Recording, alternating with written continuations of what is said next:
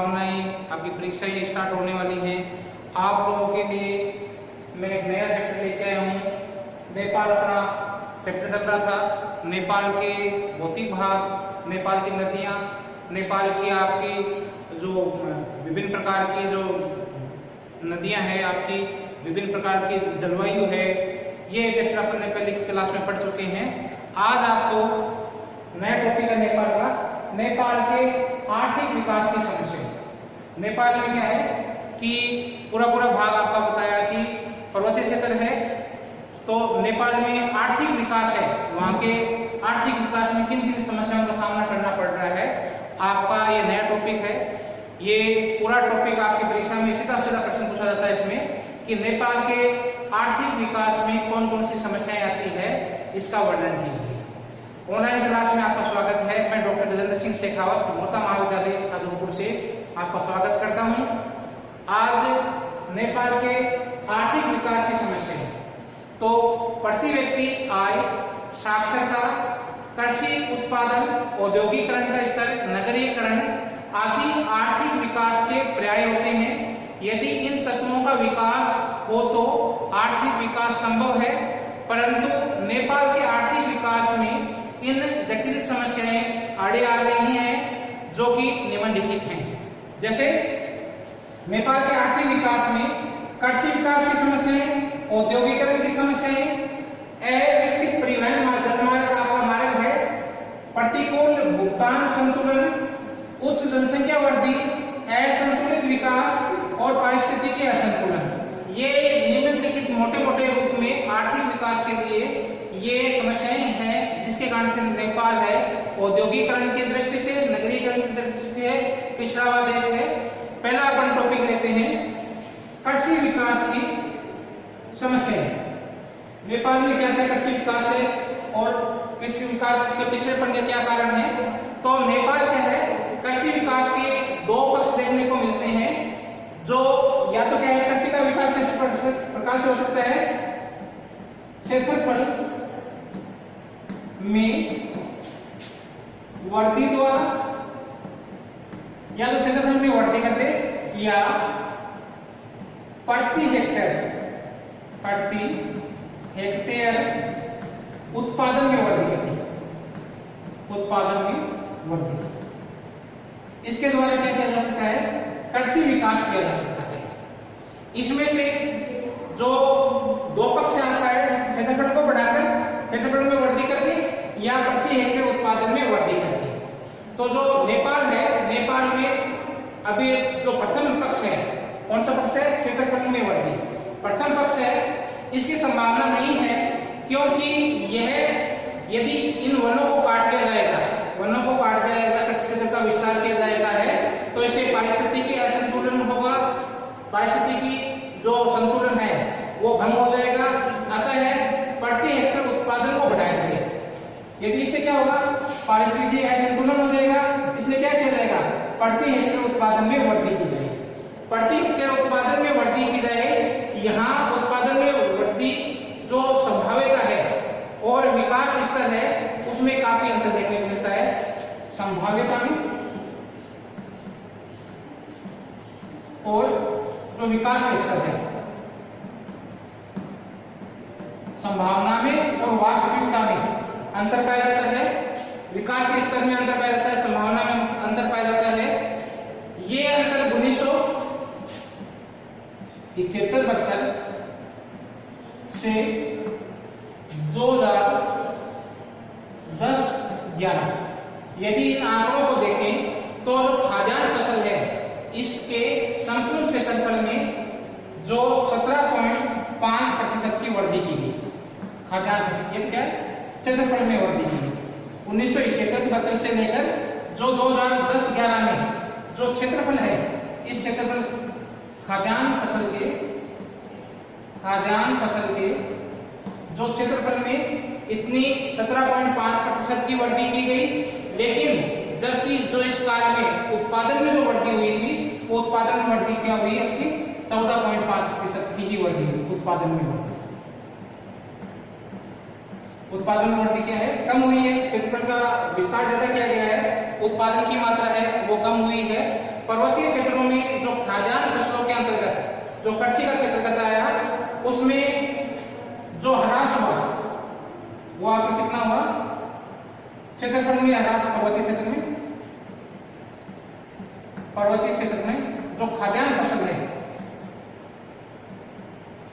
इसके अंतर्गत ह्रास, जो पर्वतीय क्षेत्र में कमी आई वो आपकी 2.6% आई, लेकिन इससे उत्पादन कम हो गया, और उत्पादन कम होकर क्या हो गया, ये 12.55% है, ये उत्पादन में कमी आ गई। क्षेत्र तो इतना कम हुआ लेकिन उत्पादन में 12.5% की आपकी कमी देखने को मिली। इस असमान विकास के लिए भौगोलिक परिवेश तो दोषी है ही है, भौगोलिक परिवेश के साथ साथ में केवल अपन ये नहीं कह सकते हैं कि जो नेपाल के आर्थिक जो विकास है या कृषि का विकास है उसमें सिर्फ भौगोलिक परिवेश की चल रही है। भौगोलिक परिवेश,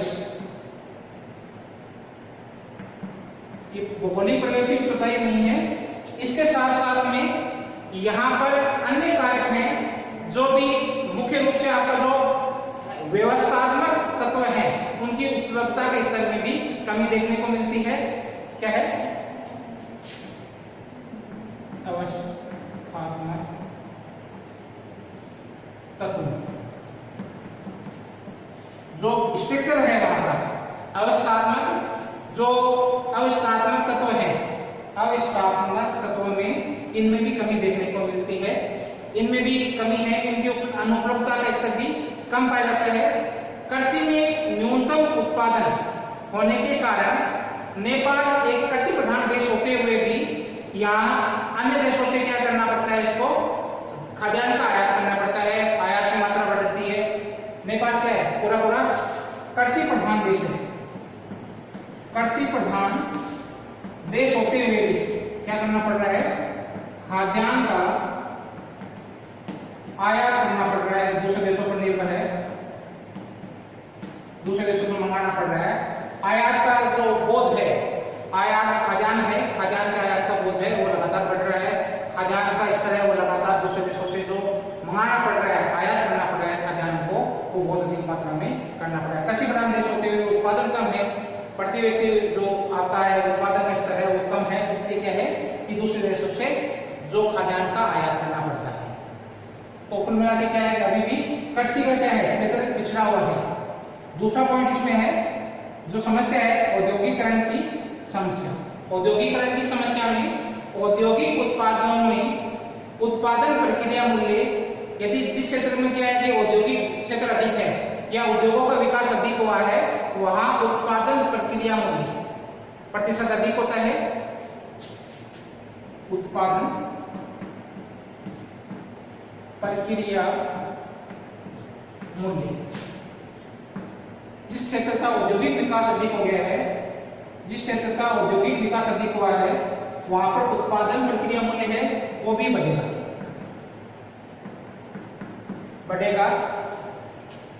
प्रति व्यक्ति आय है, इसमें भी वृद्धि होती है।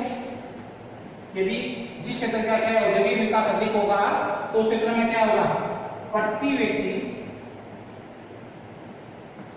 आय में वृद्धि होगी, आय में वृद्धि हो जाती है और उत्पादन प्रक्रिया मूल्य है ये भी बढ़ जाता है। परंतु नेपाल में ये प्रखंड अभी भी विकसित नहीं है। यहाँ मात्र 1% जनसंख्या है वो उद्योगों में लगी है। नेपाल की कुल जनसंख्या का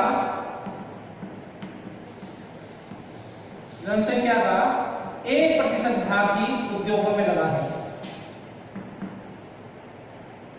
औद्योगिक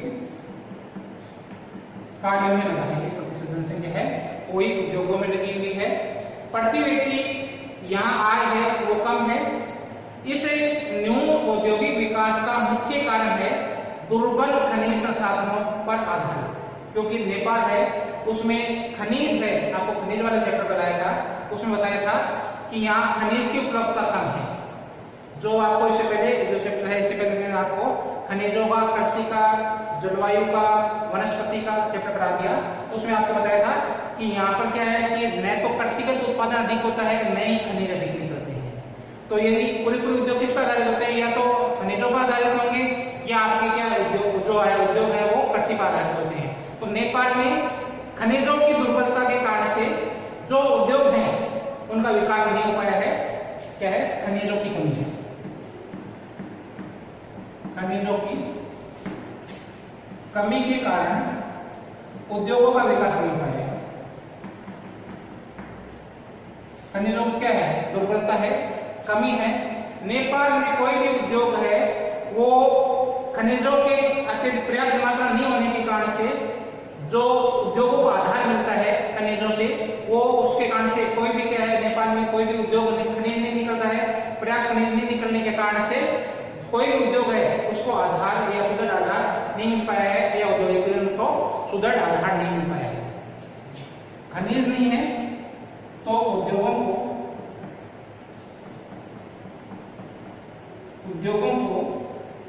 सुदृढ़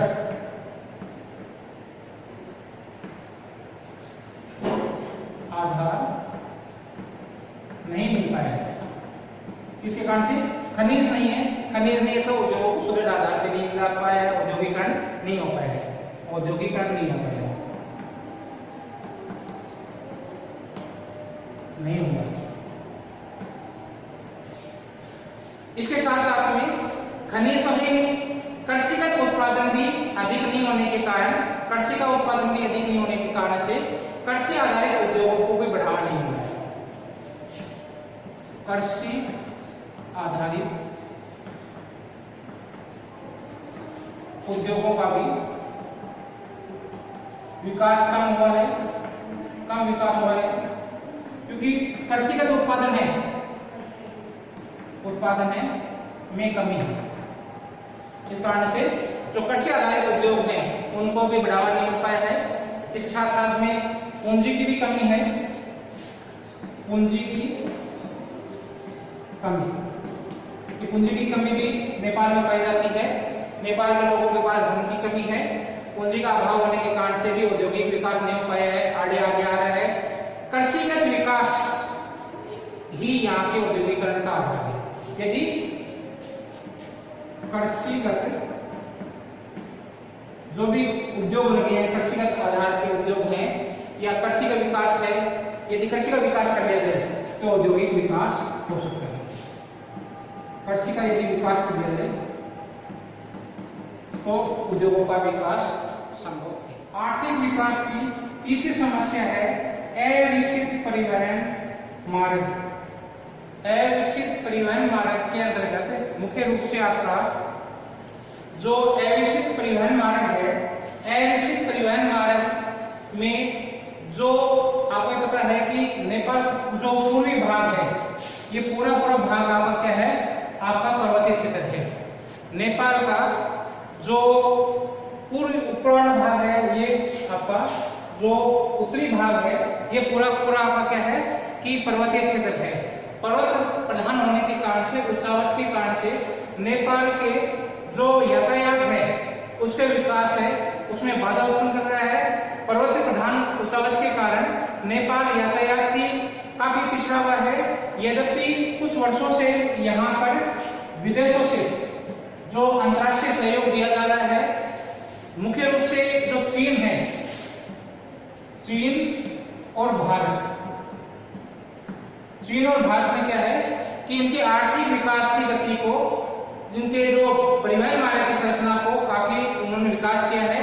चीन और भारत की सहायता से उत्तर पूर्व जो आपका है, उत्तर से दक्षिण की ओर, पूर्व से पश्चिम की ओर, उत्तर से दक्षिण की ओर, पूर्व से पश्चिम की ओर जो यातायात मार्गों का जाल है या नई नई जो सड़कें हैं वो बनाई जा रही है, जिनके फलस्वरूप जो पूर्वी, मध्य पूर्वी क्षेत्र, मध्य पूर्वी और आपका तराई क्षेत्र है, इसका आर्थिक तथा राजनीतिक प्रक्रिया के अंतर्गत काफी विकास हुआ है। और इनके कारण से क्या है कि आंतरिक क्षेत्र है, जो राजनीतिक क्षेत्र है इनका, इन क्षेत्र का जो तराई क्षेत्र है, पूर्वी मध्य है, इनका जो राजनीतिक है, आर्थिक है, अंतर प्रक्रियाओं का काफी वृद्धि हुई है, अंतर प्रक्रिया आपस में आने जाने का काफी विकास हुआ है। फिर भी आंतरिक जो क्षेत्र है वो अभी भी क्या है, एनबीटी है। जो विजुअल भाग है, अंतर्वाणी भाग है, आंतरिक भाग है, वो अभी भी अनाभिमुख्य है या अभी भी क्या है, वहां पर अभिगम्य क्षेत्र नहीं है, दुर्गम क्षेत्र है, अभिगम्य क्षेत्र नहीं है। विदेशी सरकार क्या है कि जो भी जितने भी मार्ग बनाए हैं, ये मार्ग क्या है, सामरिक महत्व के हैं, खुद के काम के लिए, खुद के लिए या सेना के लिए सामरिक महत्व के हैं, इनका आर्थिक महत्व कम है। जो विदेशों से जितने भी ये मार्ग बनाए गए हैं, इनका सामरिक महत्व है, आर्थिक महत्व कम है, आर्थिक महत्व कम है। इसके साथ साथ में जो आंतरिक क्षेत्र है, आंतरिक क्षेत्र अभी भी क्या है कि जो अंतर क्षेत्र है या आंतरिक भाग है, वहां परिवहन क्षेत्र का विकास है, ये कम हुआ है। अविकसित क्षेत्र अभी भी क्या है, विकास के परिवहन की विकास तंत्र की दृष्टि से अविकसित क्षेत्र है। यहाँ मानव और पशुओं की से ही माल को ढोया जाता है, मानव और पशु ही क्या है, माल ढोने के प्रमुख साधन है। परिवहन के आधुनिक साधनों का यहाँ अभाव है। इन अंतर क्षेत्रीय व्यापार, इससे कारण से क्या हुआ कि अंतर क्षेत्रीय व्यापार और नवोन्मेषण प्रसार के लिए यहाँ नहीं हो पाया है। जितना भी नया विकास है, नई टेक्नोलॉजी का भी विकास नहीं हो पाया है इस क्षेत्र में। अविकसित परिवहन तंत्र राजनीतिक नियंत्रण के लिए भी बाधक है। क्या है? अविकसित परिवहन तंत्र है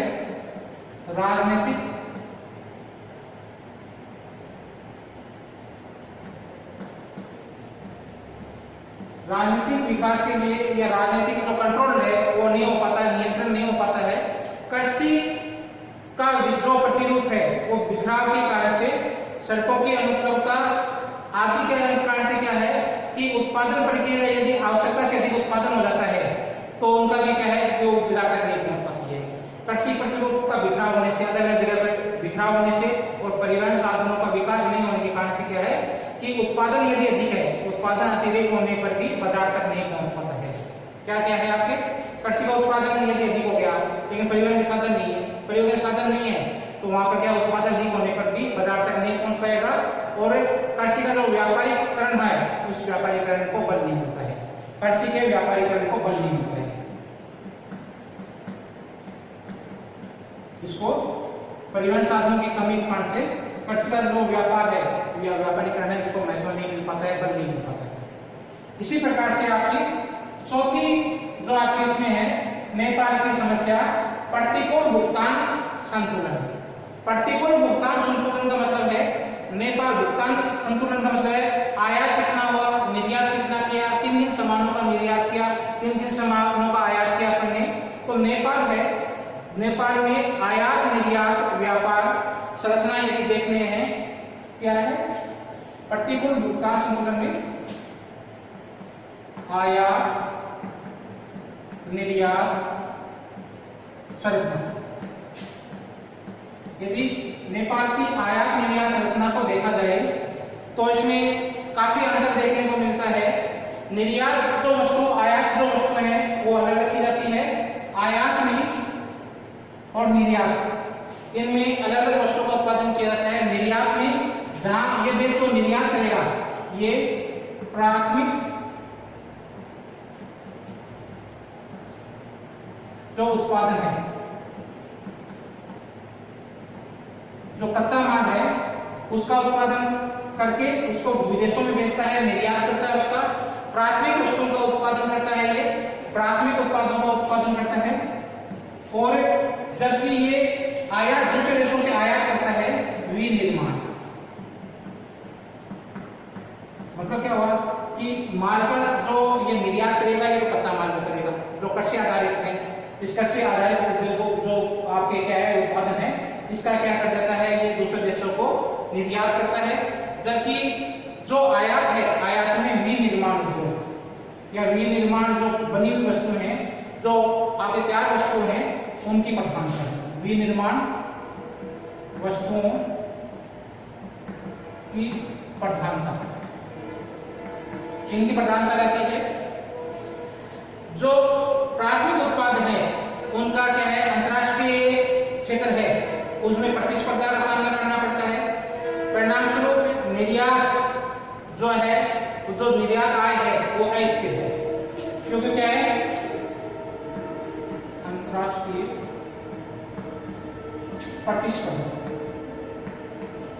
प्रतिस्पर्धा का सामना करना पड़ता है। प्राथमिक वस्तुओं को, प्राथमिक उत्पादन को अंतर्राष्ट्रीय प्रतिस्पर्धा का सामना करना पड़ता है, और दूसरे देश भी इस पे क्या है, निर्यात कर देते हैं। तो प्रतिस्पर्धा के कारण से जो निर्यात आय है,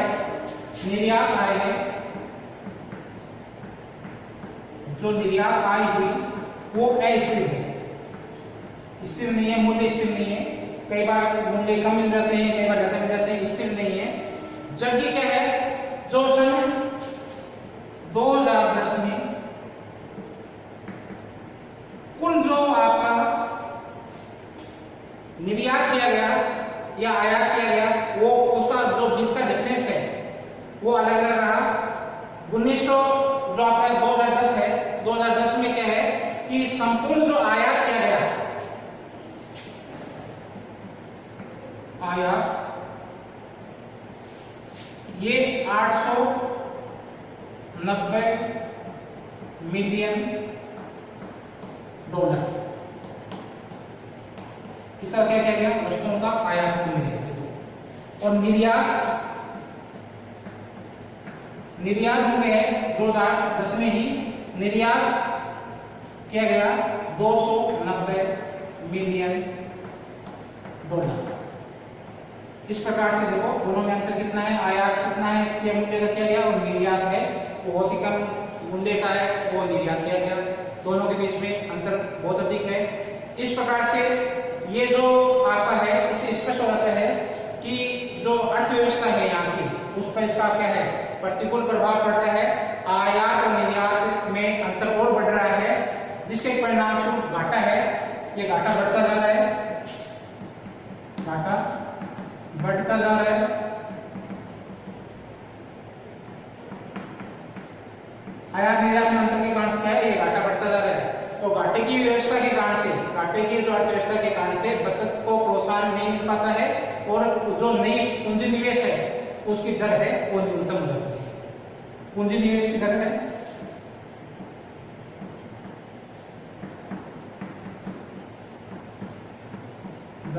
न्यूनतम, पूंजी निवेश दर है ये आपकी न्यूनतम हो जाती है, बचत को प्रोत्साहन नहीं मिल पाता है, बचत प्रोत्साहन नहीं मिलता।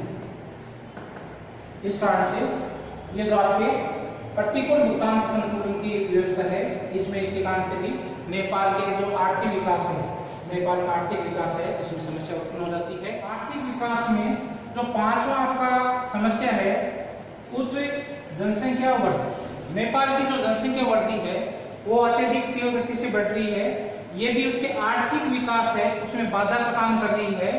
नेपाल की जो जनसंख्या है 1920 से 1981 के मध्य, 1920 से 1981 के मध्य के बीच बहुत अधिक वृद्धि हुई थी, और ये वृद्धि दर आपकी थी, ये थी 2.6%, काफी अधिक वृद्धि है।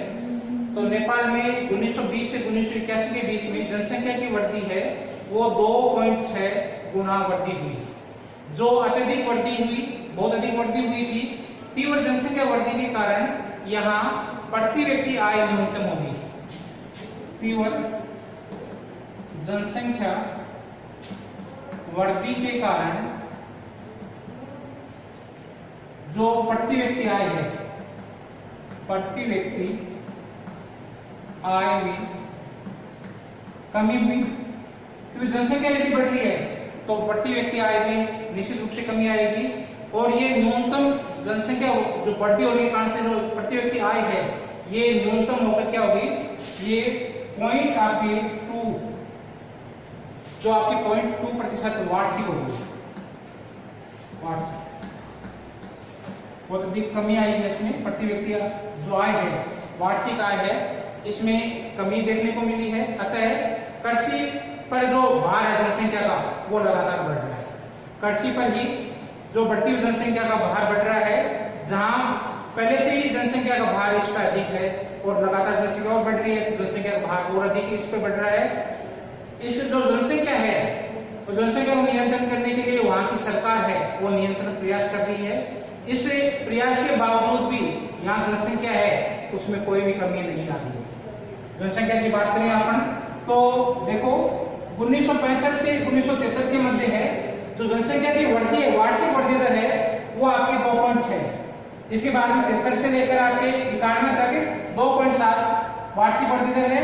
1991 से 2001 के मध्य वृद्धि दर है ये और बढ़ के देखो 2.6, 2.7, 2.8।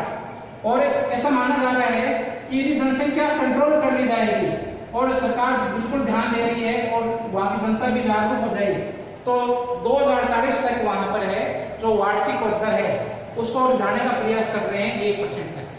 जनसंख्या को कंट्रोल कर लिया जाए, जनसंख्या वृद्धि को रोक लिया जाए तो 2040 तक ये जनसंख्या की वृद्धि है ये आपकी क्या है 1% लाने का प्रयास कर रहे हैं, जनसंख्या में कमी लाने का प्रयास कर रहे हैं।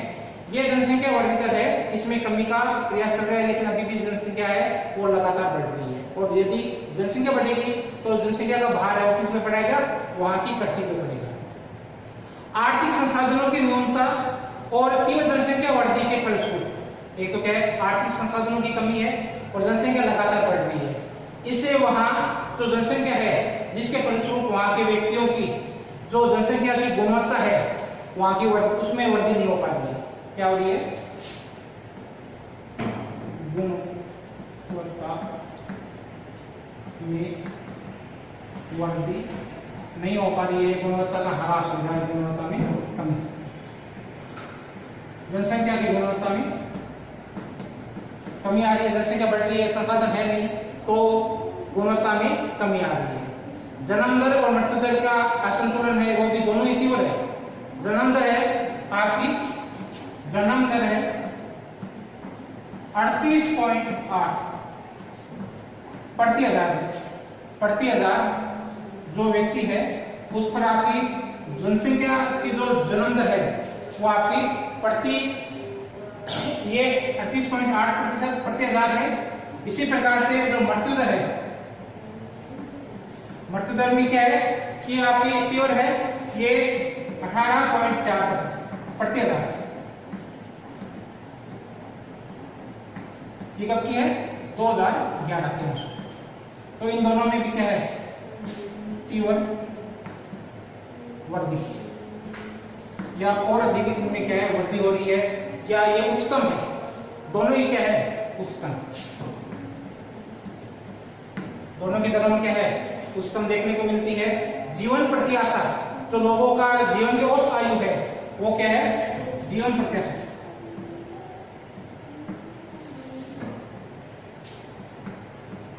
जीवन प्रत्याशा 58 वर्ष, मतलब 58 वर्ष है इनकी, जो कि क्या है कि जितने भी विकासशील देश हैं उन विकासशील देशों के औसत से भी ये जो इनका जीवन प्रत्याशा है ये और भी विकासशील देशों से भी कम है।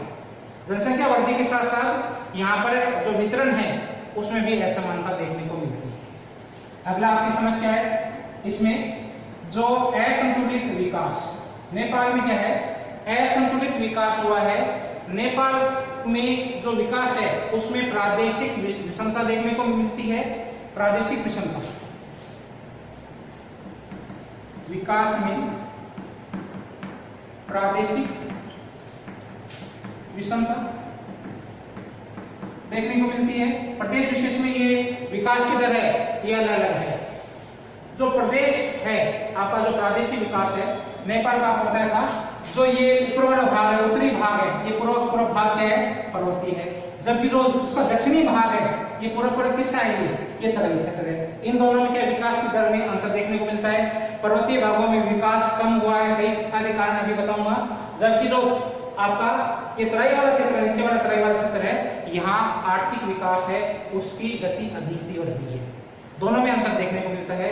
उत्तरी पर्वतीय भाग से अपन जैसे जैसे दक्षिण की ओर आते हैं, उत्तरी पर्वतीय भाग से दक्षिण की ओर जैसे जैसे अपन तराई भागों की ओर करते हैं तो जिस प्रकार जल का प्रवाह होता है वो भी क्या है, पर्वतीय भागों से तराई क्षेत्र की ओर आता है।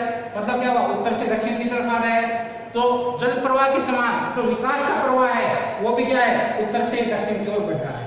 जिस प्रकार से जल बढ़ रहा है उसी प्रकार से जो विकास का प्रवाह है वो भी उत्तरी प्रवाह जो पर्वतीय क्षेत्र है उसे दक्षिण जो आपका भाग है, दक्षिण का जो तराई क्षेत्र है उसके जल की प्रवाह की भांति लोगों का जो तराई क्षेत्र है उनके लोगों को अधिक विकास का लाभ मिला है, वहाँ विकास अधिक हुआ है, वहाँ विकास अधिक देखने को मिलता है। यद्यपि पर्वतीय क्षेत्र और जो पहाड़ी क्षेत्र है दोनों में ही क्या है, संसाधनों की कमी है। संसाधनों में क्या है, दुर्बलता पाई जाती है, कमी पाई जाती है। कौन से, पर्वतीय और पहाड़ी क्षेत्र, इन दोनों ही क्षेत्रों में क्या है, संसाधनों की कमी है, दुर्बलता देखने को मिलती है, विषमता देखने को मिलती है। लेकिन जो विद्यमान जितने भी संसाधन है उन संसाधनों का वास्तविक संभाव्य उपयोग नहीं हो पाया है।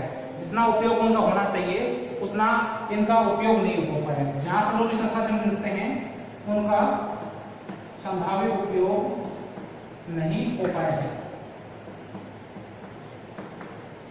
संभाव्य उपयोग, संभाव्य उपयोग इन क्षेत्र में जो संसाधन पाए जाते हैं उनका उपयोग नहीं हो पाया है। विकास योजनाओं का केंद्रीकरण भी, विकास योजनाओं का केंद्रीकरण भी तराई क्षेत्र में अधिक पाया जाता है, तराई क्षेत्र में अधिक देखने को मिलता है।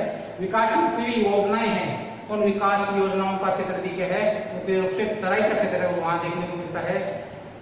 क्योंकि वहां पर क्या है कि आपकी एक तो योजना है, इसके साथ साथ में कुशल श्रमिक और प्रशिक्षित श्रमिक भी इस क्षेत्र में अधिक देखने को मिलता है। परिवहन की सुविधा भी इस क्षेत्र में अधिक है, कुशल श्रमिक में अधिक है, प्रशिक्षित श्रमिक अधिक है। इस कारण से क्या है कि तराई क्षेत्र का विकास है वो पर्वतीय क्षेत्रों से अधिक हुआ है। यद्यपि पर्वतीय क्षेत्र है या पहाड़ी क्षेत्र है वहां ग्रामीण विकास योजनाएं अभी भी क्रियान्वित हैं, फिर भी क्या है, आर्थिक उन्नति उस क्षेत्र में नहीं हो पाई है, क्योंकि वहां पर जो संसाधन निकल रहे हैं जो उनको उन्नति नहीं हो पाई है। और पर्वतीय क्षेत्र है या जो आपके पठारी क्षेत्र है या आपका जो पहाड़ी क्षेत्र है वहां जो घरेलू उद्योग है उनका भी विकास नहीं हो पाता है। इन क्षेत्र में जो घरेलू उद्योग है, इन घरेलू उद्योगों का भी पूर्ण रूप से उपयोग नहीं हो पाया है। इनका केंद्रीकरण क्या हुआ, सिर्फ जितनी भी योजनाएं हैं, जितने भी उद्योग है उनका सबका केंद्रीकरण कहाँ पाया जाता है, तराई क्षेत्र में पाया जाता है। यहाँ पर क्या है, जो आपकी परियोजनाएं हैं, जितनी भी योजनाएं हैं वो ज्यादातर कहाँ है, आपके तराई क्षेत्र में है। उस पर्वतीय क्षेत्रों में क्या है, प्रवास के कारण क्या है, बेरोजगारी होगी और बेरोजगारी अधिक होगी। तो इन क्षेत्रों में क्या है, पर्वतीय क्षेत्रों में क्या है, एक तो क्या बढ़ गई, बेरोजगारी बढ़ गई है, इससे क्या है, पर्वतन, प्रवास, माइग्रेशन की समस्या उत्पन्न होगी। ये क्षेत्र में जो पर्वतीय क्षेत्र है वहाँ बेरोजगारी की समस्या उत्पन्न होगी है, और बेरोजगारी से क्या है कि वहाँ पर प्रवास की समस्या देखने को मिलती है। उस क्षेत्र को छोड़कर दूसरे स्थान पर जा रहे हैं तो वहाँ पर भी क्या है, ये जनसंख्या का जो वितरण है उसमें भी असमानता देखने को मिलती है। उस क्षेत्र को छोड़ के और दूसरे क्षेत्र में जा रहे हैं, प्रवास की समस्या देखने को मिलती है, प्रबंधन की समस्या भी देखने को मिलती है। एक और समस्या भी वहाँ है कि नेपाल का जो कुल, यदि कृषि क्षेत्र देखें तो नेपाल के जो कुल सामान्य लोग हैं कितने हैं, आपके लगभग 55% जो सामान्य लोग हैं उनके पास जो कृषि योग्य भूमि है, कृषि योग्य भूमि, इस भूमि का क्या है, 12% भाग ही क्या है देखने को मिलता है। अब क्या है, इसमें भी विषमता देखने को मिलती है। देखो कृषि क्षेत्र 55% है, आपके पास जो लोग हैं ये सामान्य लोग हैं, सामान्य नेपाल के लोग हैं। 55% जनसंख्या है, जनसंख्या क्या है, 55% है, और कृषि भूमि इनके पास कितनी है, 12% की देखने को मिलती है। आर्थिक विकास की लास्ट समस्या आपकी है पारिस्थितिकी असंतुलन की समस्या। विगत दशकों में जो बिना रोक टोक जंगलों का कटाव हो रहा है, पारिस्थितिकी संतुलन जो है वो भंग हो रहा है। ये प्राकृतिक जो घटनाएं हैं इनके कारण से विभिन्न प्रकार की जो प्राकृतिक घटनाएं हैं वो घट रही है। भूस्खलन बढ़ रहा है, भूस्खलन बढ़ रहा है, भूस्खलन, भूस्खलन, भूमि का जो कटाव है, भू कटाव, इसके साथ साथ में कृषि का विस्तार हो रहा है और जो बाढ़ की समस्या है, बाढ़ की समस्या भी घटित हो रही है, बाढ़ की समस्या आ रही है। तो पारिस्थितिक संतुलन है, पेड़ के कारण से, आपके कटाव के कारण से, वर्षों के कटाव के कारण से, जंगलों के कटाव के कारण से जो प्राकृतिक घटनाएं बढ़ रही है, भूस्खलन हो रहा है, आपका भूस्खलन हो रहा है, भूस्खलन हो रहा है, भूस्खलन हो रहा है, आपका बाढ़ की समस्या आ रही है, ये घटनाएं निरंतर घटती हो जा रही है। इस कारण से जो इसका मूल कारण क्या है, इसका मूल कारण है जंगलों में कमी, मूल कारण जंगलों के काटने की कमी या जंगलों में कमी, ये मूल कारण काटने के कारण से। अब ये जो जंगल काट रहे हैं, कमी क्यों आ रही है, तो इसमें ये तो विशाल जितने भी जो जल विद्युत योजना है, विशाल जल विद्युत योजनाओं के कारण से, इस योजना के कारण से पेड़ पौधे जितने भी हैं वो आपके क्या कर रहे हैं, कृषि का विस्तार हो रहा है, कृषि का विस्तार, इसके कारण से जंगलों को काट रहे हैं। इसके अलावा जो आपके परिवहन मार्ग बनाए जा रहे हैं, परिवहन मार्ग, इनके कारण से क्या है, जंगलों का विभिन्न घरेलू उपयोग, इनके कारण क्या है, जंगलों को काटा जा रहा है, और जंगलों को काटा जा रहा है तो पारिस्थितिकी संतुलन है वो बिगड़ रहा है। विभिन्न प्रकार की जो बहु उद्देशीय योजनाएं हैं उनके कारण से भी ये इसके लिए उत्तरदायी हैं। इन बहु उद्देशीय योजनाओं के कारण से क्या है कि विभिन्न प्रकार के पेड़ों को काट के पारिस्थितिकी संतुलन बिगड़ रहा है, उसके लिए उत्तरदायी है। तो बहु उद्देशीय योजनाओं के कारण से जो नेपाल की उन्नति है उसके लिए अलग अलग योजनाएं बना रही है बहु उद्देशीय योजनाओं के अंतर्गत, जिसमें समन्वित ग्रामीण विकास योजना है, अन्य कल्याणकारी योजनाएं हैं। इसके अलावा भी क्या है, द्वितीयक और तृतीयक और एक तो बहुत तृतीयक योजनाओं जो कार्य है इसका बढ़ावा दे रहे हैं, और बहु उद्देश्य योजना, ये योजना जिसमें ग्रामीण विकास योजना, अन्य योजनाएं चल रही है, इनका अभी तक कल्याणकारी योजना चल रही है, द्वितीय तृतीय योजना है, आपकी क्रियाकलाप है, इनमें भी वृद्धि हो रही है। लेकिन इन योजनाओं को होते हुए भी, इनका सारा प्रयास करने के बावजूद भी अभी भी इनका लाभ है वो कुछ वर्ग विशेष को, कुछ क्षेत्र विशेष को इनका लाभ है वो कुछ वर्ग विशेष, क्षेत्र विशेष को ही इसका लाभ मिल पा रहा है, सभी लोगों को इसका लाभ नहीं मिल पा रहा है, जिसके कारण से नेपाल है एक विश्व का निर्धनतम देश माना जाता है।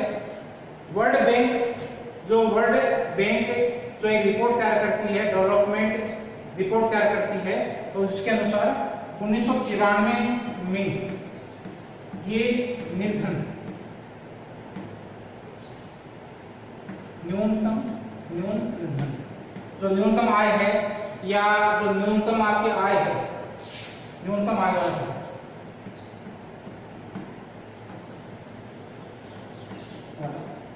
देश की श्रेणी में रखा गया है। वर्ल्ड बैंक ने भी क्या है, वर्ल्ड बैंक ने इसे न्यूनतम आय वाले देश के अंतर्गत सम्मिलित किया है। उम्मीद है आपको ऑनलाइन क्लास समझ में आ रही होगी। आप ऑनलाइन क्लास में पढ़ाई कर रहे हैं, आप मन लगा के पढ़ाई करना। Thank you very much.